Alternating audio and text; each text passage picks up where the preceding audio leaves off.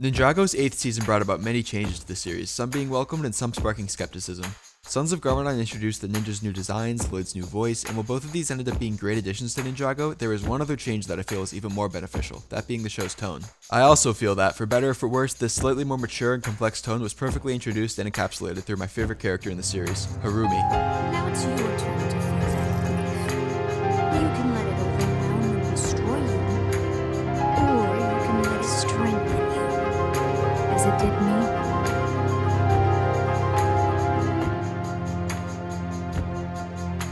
It's no secret that Harumi has become both one of the most complex and controversial characters in Ninjago. She's always stuck out to me to the point where I even read a book to continue her story. More on that later. In this video, I'll be going over just about every element of her character and leaving you with the question of whether or not you think she works. But first, I'd like to start back at the beginning. Right off the bat, Harumi was introduced as a very stereotypical love interest for Lloyd. She did have some interesting qualities, like wanting to be more than just Ninjago's figurehead Jade Princess, or leaving the palace to feed the poor, but at the end of the day, she was essentially treated just as she'd put it in episode 81. The damsel in distress.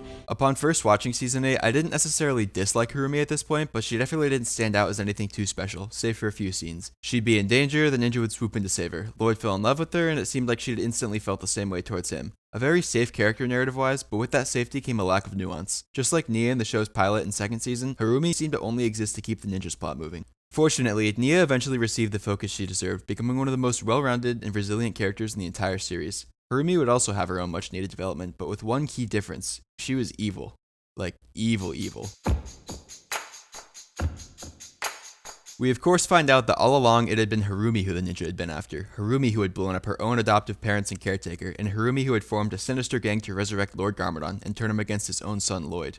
This was brilliant. Not only did this twist allow the writers to make Harumi's character more interesting going forward, but it also retroactively improved her throughout the season, even before her identity as the Quiet One was revealed. The audience could now look back at scenes where Harumi was thought to have shown fear and realize that she was really showing how clever she is. A prime example of this was when she asked the ninja to stay inside of the dead man's squall. We initially thought that this was so the Sons of Garmadon wouldn't find them, but now of course we've realized that it was so the Storm could block Pixel's trace program, preventing the ninja from discovering Harumi's true identity while she was still around them. Harumi, much like the spiders she's always been obsessed with, had really been weaving her own web to trap the ninja within this entire time. Now we've gone from another stereotypical love interest, damsel in distress, to an intelligent, cunning, and ruthless twist antagonist. We ended up getting both the shock value from the ninja suddenly discovering the trace program's results, and the gut-wrenching, slow-burning heartbreak of Lloyd slowly realizing and accepting that his first ever love was just a monster who wanted to see him suffer. Another benefit to having this twist being revealed twice was that in between the ninja and Lloyd's discoveries, we were able to get a flashback to Harumi's childhood, tragically panning both her backstory and motivation.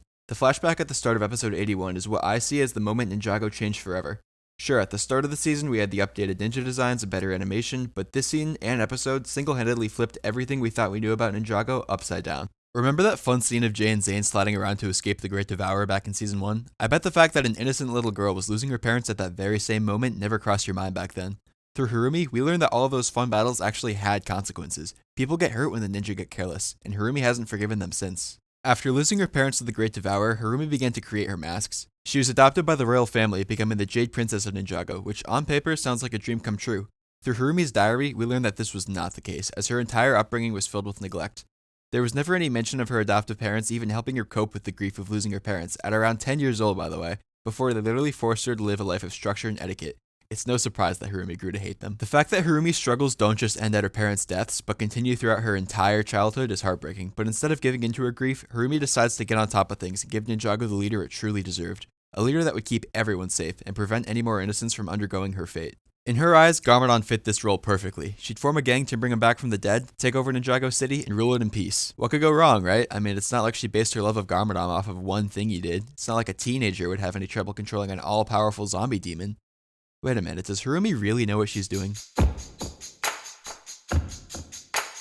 In short, yes and no, and that's part of why I love her so much. She's convinced herself that what she's doing will be right no matter what. As far as she knows, she's working towards that goal of peace, so long as she has control of things. She holds so much hatred towards the ninja for their failure to keep people safe, and so much faith in herself that she could do better than them, that she refuses to consider whether or not what she's doing is even right, even when her actions directly contradict what she believes she stood for. And eventually, they do. One thing that's particularly notable about Harumi is that she actually wins in Season 8. She brings back Garmadon, has him nearly beat the life out of Lloyd, defeats the ninja, and conquers the city. Now there's nothing stopping her from establishing the peace and safety she promised Ninjago for all those years.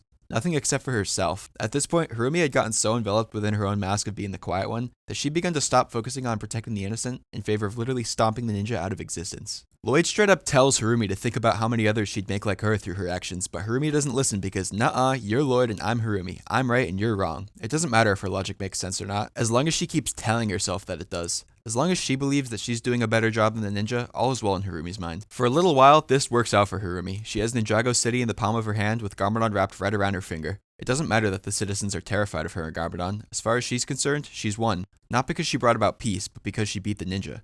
Her hatred for them had deluded her into thinking that as long as they were gone and she was on top, Ninjago would be fine. Then her top general, Mr. E, gets torn apart right in front of her by none other than Garmadon himself. At that moment, Harumi realizes that she's lost her hold on Garmadon. She isn't in control anymore. Instead of reevaluating her goals, she gets scared, angry, and desperate. Scared that Garmadon will tear her apart too, angry that her generals can't run the city, and desperate to get back on Garmadon's good side. This is the first time we see Harumi at a crossroads. The right thing to do would be to accept that Garmadon isn't the hero she'd wanted. As of Season 9, he's a cold, heartless warlord who doesn't even care about peace. Logically, Harumi should have overthrown or abandoned him, because he simply wasn't the savior she thought he'd be. What Harumi ends up doing instead is one of the most character-defining decisions in her story. She gets Garmadon to care for her by literally asking him to adopt her and replace his own son, Lloyd. This scene is one of the most twisted and out-of-pocket moments in Ninjago, and it's incredible for that reason. Since she took over, Harumi hadn't been acting on logic. She'd been doing whatever it took to get back in control. Here, she does exactly that, through her own sadistic, manipulative, Harumi way. At this point, Harumi is right back where she wanted to be, and as far as she's concerned, she's stronger than ever. She wasn't swayed by Lloyd's pleas, and she wasn't ripped apart by Garmadon. It seemed like nothing could stop her now. Nothing except for the truth. Harumi's world literally comes crashing down when she's faced with two things that break her ideology. The first was seeing that Garmadon wasn't invincible. When the Resistance took control of his Colossus, Garmadon struggled. For the first time in Harumi's life, she'd seen Lord Garmadon show physical weakness. Realizing this, Harumi fled. What's interesting here is that the thing that finally scared Harumi away was almost a direct reflection of herself. Garmadon literally kept telling himself that he was in control when he very clearly wasn't. I am in control! Sound familiar? Whether she realized this or not, Harumi was scared off by her own delusionality being represented through someone else. The second thing was what finally got her to think. The family. As Harumi fled, she heard a child crying out to his parents, begging them not to leave him as they tried to get him out of a crumbling building. Instead of taking her chance to escape, Harumi reflects back to when she was in the exact same scenario as a child, and quickly rushes in to save the family from the destruction that she'd helped cause. Something I love about this scene is that Harumi does her best to act fearless around the family, but immediately begins to panic once they've escaped. This could have been her simply trying to seem more reassuring to them, or, like how she is with the Sons of Garmadon, not wanting to show weakness, even when she's finally doing the right thing. She wore her masks even until the bitter end. Regardless, Harumi is unable to escape. She shares one last glance with Lloyd as both the building and her ideology crumble to the ground. Only in her final moments was she able to realize the pain she was causing, and it was only because it was shoved right into her face. Harumi started out as a cold and calculating villain with an incredible motivation, but was eventually revealed to be a lost girl who wouldn't even listen to herself until the very end. This, in my opinion, was an even greater twist than her initial quiet one reveal. Harumi's character was filled to the brim with flaws, but those flaws were part of what made her so unique. She stands as a personification of what happens when the good guys just aren't good enough, but also as a representation of having partially good intentions with a bad execution. Just as Lloyd told her in Season 8, she wasn't the one who got away. It's tragic, it's real, it's scary even, but in the end, Harumi was finally able to see through her own masks and do the right thing, bringing her character arc to a beautiful conclusion. Until this happened. Nearly 4 real-life years after her death, Harumi was brought back into the show for its 15th season, Crystalized. This decision alone was interesting, to say the least, considering her arc had not only had an incredible ending back in Season 9, but was also more impactful because she had died. Harumi's sacrifice had shown that sometimes you simply can't save everyone, and that no matter how right you think you are, karma will always arrive. That's not to say it would have been impossible to bring her back properly, so let's take a look at what Crystalized did. Harumi is reintroduced to us under a new mask of hers, this time being a literal kabuki mask. Through her anonymous threats to Lloyd and sinister plans of forming her own villainous council, it initially appears as if she's simply brushed off any good that she'd done in her sacrifice. Then, she finally reveals her identity to Lloyd and begins to explain how she's returned. Long story short, the Overlord's dormant spirit somehow intercepted her soul while on its way to the departed realm, and offered to resurrect her on the condition that she would serve him. Harumi reluctantly agrees, comes back, and literally plants the seed that will eventually grow into the Crystal King. The fact that Harumi immediately went from questioning herself for following Garmadon and hurting others to working for the Overlord, someone who's supposed to be even worse than Garmadon, definitely raises questions. That being said, these events playing out consecutively allows me to understand Harumi's thought process. Not agree with it, but understand it. Harumi had had just had her whole world shattered. Her faith in Garmadon, her hero, was gone, and in addition to that, she'd witnessed firsthand that her efforts of achieving quote-unquote peace weren't good enough and were only hurting people. Obviously, the logical thing to do would have been to stop and rethink her morals, or even find the ninja, not that she would have actually done that, but those options were literally impossible for Harumi to choose here. She was trapped, both by the Overlord and herself. The Overlord would have sent her soul off to the departed realm if she didn't bring his spirit back into Ninjago, and Harumi was likely too shaken up from having literally just died to question her actions any further. What's more is that Harumi didn't even know that it was the Overlord she was speaking with until she had already planted his crystal within the Oni temple, allowing him to take his shadowy form. This whole episode is just a train wreck for Harumi, not because she's acting out of character, but because she's being forced through so many situations that just barely give her any time to think. The Overlord had promised her peace, and she believed him, quickly brushing aside how twisted his perception of the concept might actually be. It's safe to say that in that moment, peace was all that Harumi wanted, and the Overlord was the only one around that she thought could actually help achieve it. Garmadon failed, so I'll just join the guy stronger than him, morals aside. By the time she could actually reflect, she'd already cemented herself as the Overlord's herald, and Harumi was never one to question herself once she thought she knew what she was doing. Just like in Season 9, Harumi quickly became enveloped within her Quiet One persona, shifting her focus from achieving peace back to her hatred of the ninja. To her, the ninja are just obstacles standing in the way of her goals, so she helps the Overlord grow his army to stomp them out. She recruits the series' previous villains, not because they share her seemingly noble goals, but because they too hate the ninja. At this point, Harumi is once again putting her hatred before her morals. Then Lloyd enters the picture, and things get a whole lot more complicated. Harumi initially begins to threaten and try to manipulate him, just as she'd done before. Lloyd is the leader of the ninja, and therefore held the most responsibility, so Harumi blames him the most for her parents' deaths. What's interesting here though is that instead of trying to get the Overlord to destroy Lloyd like how she asked Garmadon to in Hunted, she keeps the Green Ninja around. Harumi tries to turn him to her side by telling him to morph into his Oni form. Harumi also makes it clear that she has no interest in any of the other ninja, attempting to blow them up just as she'd done to the royal family. So why Lloyd? Why is it that the person she's always hated the most is the one she wants to keep around? Before we continue, I want to put a brief spoiler warning for anyone interested in reading the story I mentioned at the start of the video, Web of Masks. The point I'm about to articulate here is also addressed in my book, though I conveyed it as more of a plot twist there. If you'd like to read it without knowing, I'd recommend skipping to this timestamp on the screen, and checking out the story linked in the video's description, as a lot of people have really enjoyed it. I'll talk more about my book at the end of this video, so for now we'll get back on track. So again, why Lloyd? The answer to this starts to become clear when the Overlord finally emerges from within his crystal. As soon as he's out, he takes charge and orders his council to destroy Lloyd, ripping away any control Harumi had. Just like she did when Garmadon spiraled out of her control, Harumi begins to show signs of conflict. She only realized the gravity of the Overlord's return until he actually came back and took over, which is why she'd seemed so confident just moments before. Harumi's mind was clouded by the idea that she was in the right, to the point where she once again needed the consequences to be shown to her face in order for her to realize what she'd done. She'd lost control and now Lloyd was in danger. But this brings us back to the question of why she'd suddenly seemed to care for Lloyd, and well, it's because she thought she could control him.